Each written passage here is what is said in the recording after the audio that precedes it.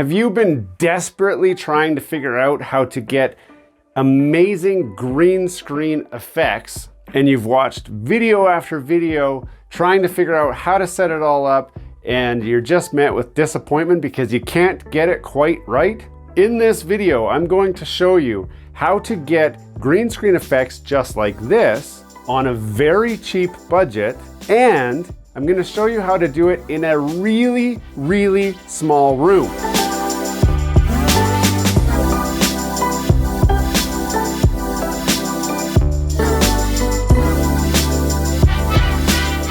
Hello and welcome back to Gears and Tech. Today we're going to cover the problems that probably a lot of you have been dealing with, because I've been dealing with it myself. And that is how to get a really good green screen effect without breaking the bank and without spending a lot of time with setup and all of that. How do you nail this down?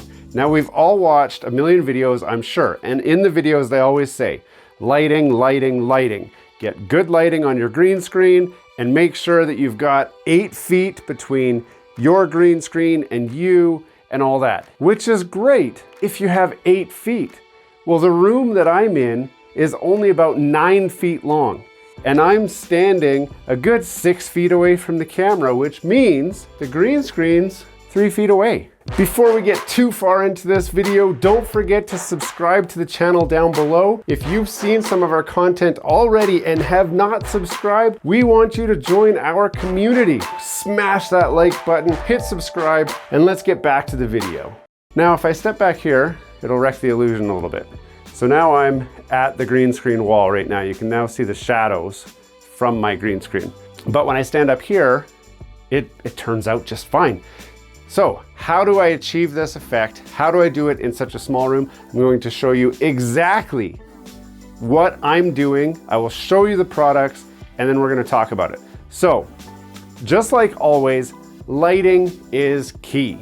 But how do you get the lighting onto the green screen without affecting the lighting of your subject? I'll go over the placement of the lighting, but I've got 2 sets of lights that I want to show you, and one of them is not something that you will have seen before.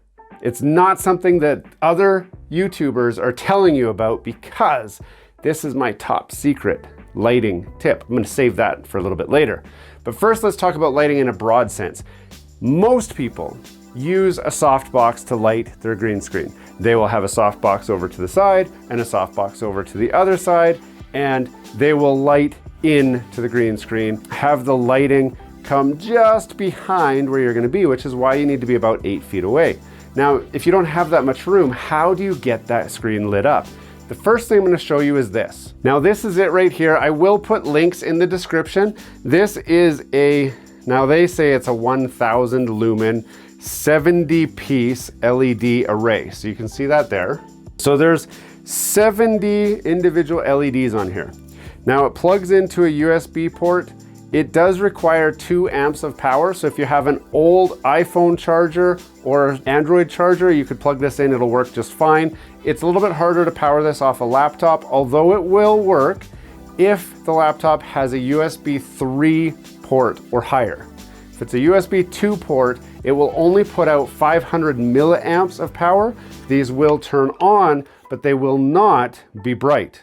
It must be a USB 3, and it's highly not recommended to power this off a laptop. The ones that I'm using, I'm powering it off a power brick just like this. Now this can be got I get it at my local dollar store. It's, I think, $4. If you don't want to leave your house or your apartment to go get one, I will put a link to power bricks on Amazon.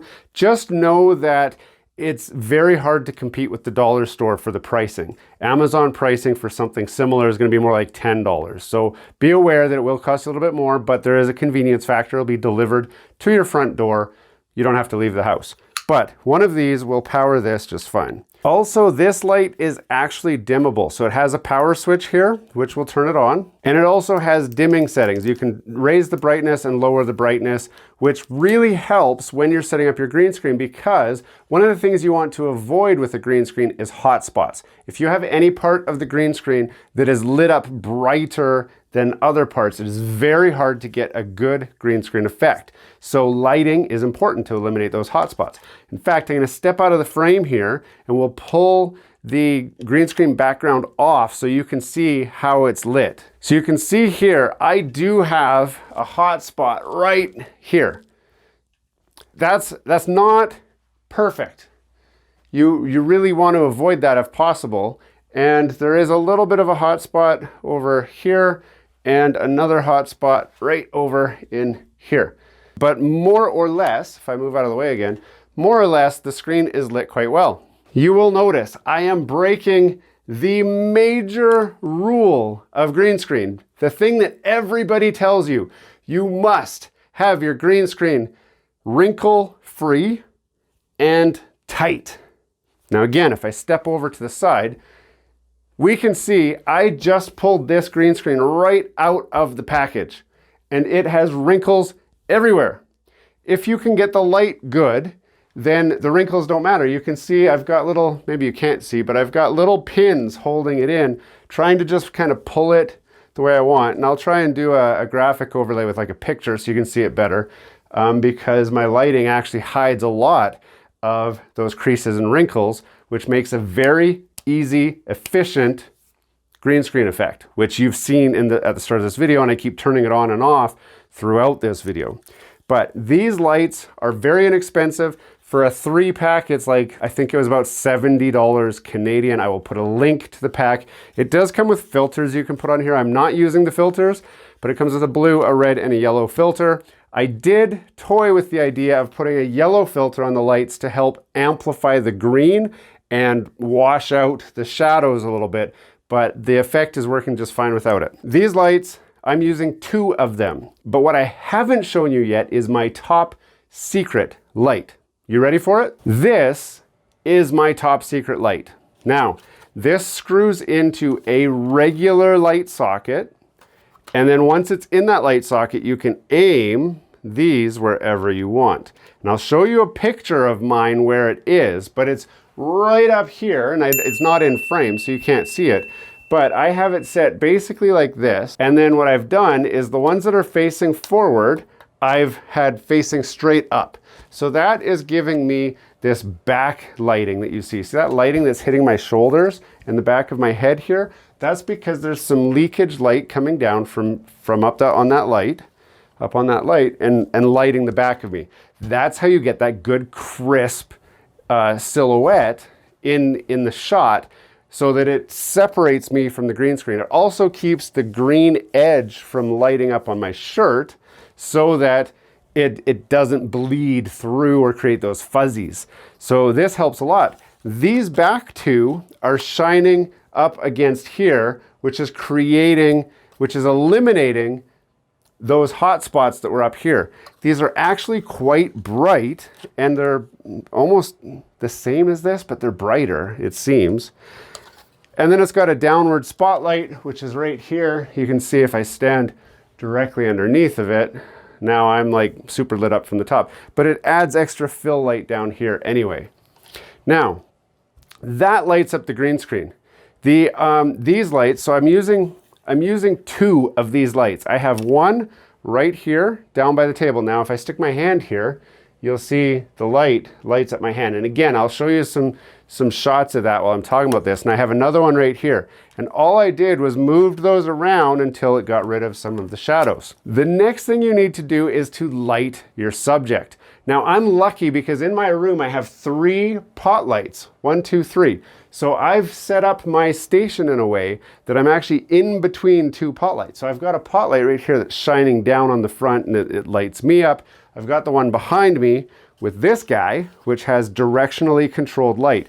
You could, most of these come as a 2-pack, and the link that I'm going to give you, this one I actually bought for my garage because, well, quite frankly, it works great in a garage. So I only tried it in here because I was having a hard time eliminating the hot spots up here and getting the effect that I was looking for to simplify the green screen. I tried this out, it worked great. There is one that's a little bit better than this, and that is the one that I'm going to link you to. So not only do these tip up like this, but they also will rotate like this. And when you can rotate them, that would allow me to set this up more like, imagine this is the back of the green screen. I'd have one pointing at the green screen. This one I could flip up and then rotate like that so that it hits more of the green screen. And then same with this one. And then these other guys, I could rotate kind of off that way and off that way so that I can have non-directional lighting that's bouncing off stuff and then coming back to help light the space. So I will link you to those. They're a little bit more money than these, but they give you infinitely more options with your lighting. Now, I know you're already saying to yourself, well, Anton, I don't have 3-pot lights in my room. That's fine.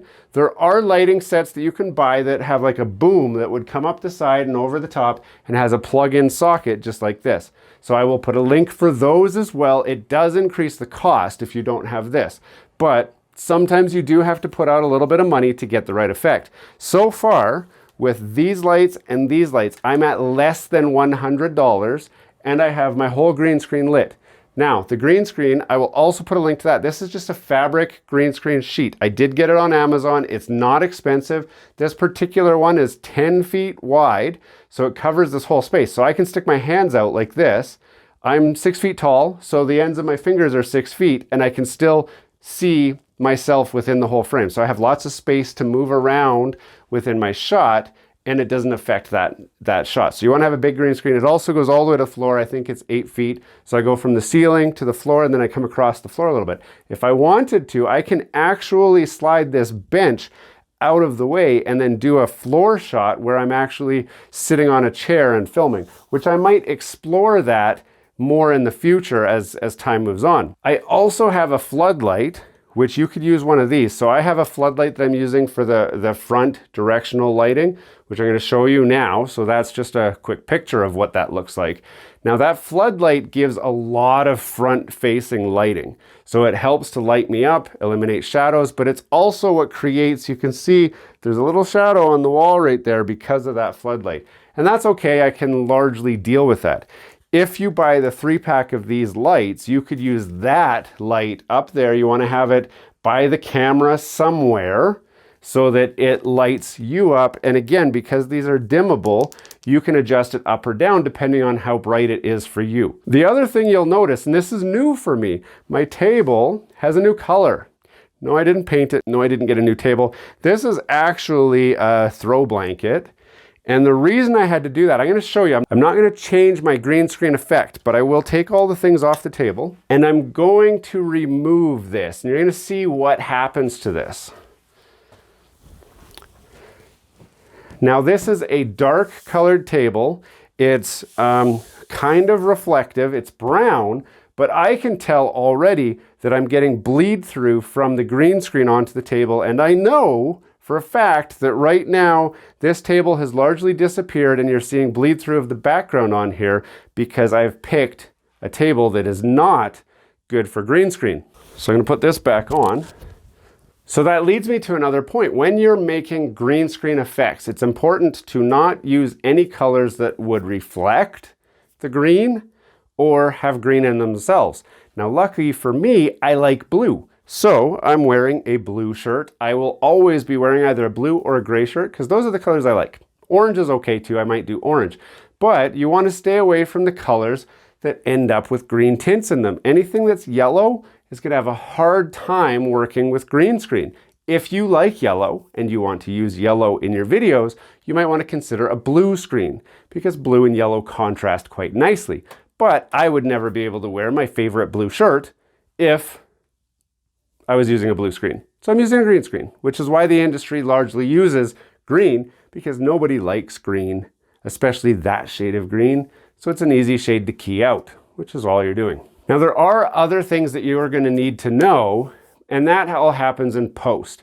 In post, you will have to adjust your ultra key settings if you're using Premiere Pro, like I do, and you're going to play with your color correction, your tint, your contrast, and all of that. But what you will find, if you do this setup like I've got here, with the lighting like this, you can make it all fit in a very small room, and you have a very high tolerance for poor conditions within Premiere Pro when you're adjusting those settings. That means I can slide those sliders wherever I really want, and I can still create this green screen effect without that bleed through and without those jaggies that are showing up. I can show you those settings in another video. That's not the point of this video.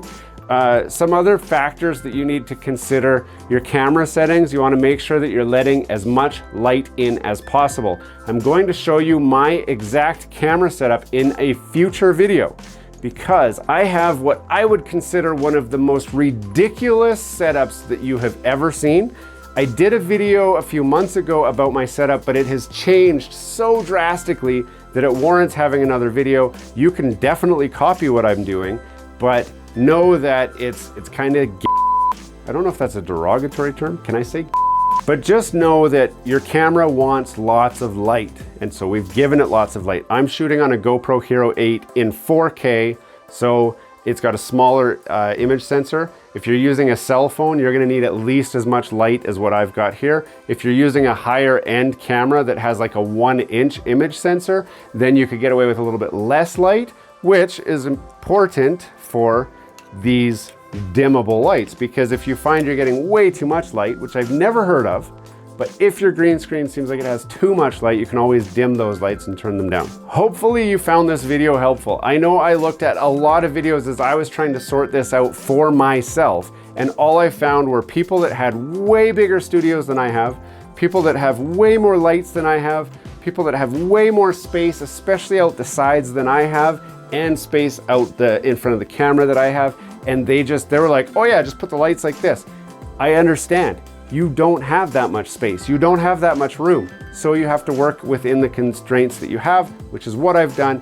And I hope you will agree that these green screen settings are actually producing phenomenal results, and you can produce the same results if you mirror what I have done here. So go back, watch the video again if you need to, rewind it, pause it, stop and look. If you do what you see here, you will get the results that I have here, guaranteed. I will put links in the description for everything that you've seen here. And, oh shoot, I forgot to tell you about the stand. I'm glad you stayed all the way to the end of this video, because this light comes with this stand. And it actually goes quite tall, so I can't really show you. So it extends like that and like that. So if I put this on the floor, again, I'm 6 feet tall, this is about 4 feet. So this stand goes about 4 feet tall. The nice thing is, if you don't need this stand for your lighting setup, this makes an excellent tripod, because it's got a standard 1/4-inch thumb screw on the top. You could mount your GoPro on here, you could mount your SLR on here, you can mount a boom mic on here, you can mount so many things on this, and the kit that I'm going to link you to has 3 of these lights and 3 of these stands. It's actually pretty amazing. I might end up using this one as my tripod, because I think it's better than the tripod that I'm using right now. But anyway, I didn't want to forget about that, because this is actually a huge selling point for me, is the telescoping stand. So I'm gonna put that right there so I don't forget about it. Hey, thanks for watching all the way to the end of this video. We hope you enjoy the content in this video, and we'd love to have you come back. Consider subscribing to the channel if you haven't already. And for those subscribers who are looking for that extra special thing that you can do to support this channel, consider joining our members group. That's where we're building this community, the Gears and Tech community, where we can all enjoy content together. You'll get special perks, which we'd love for you to check out by clicking the link down below. For those of you who are just happy to watch the video, that's okay too. You can check out some of our other content right over here, where we've got some previous videos that have already been uploaded and enjoyed by many of our viewers already. We do hope to see you again. This has been Gears and Tech. Have a great day.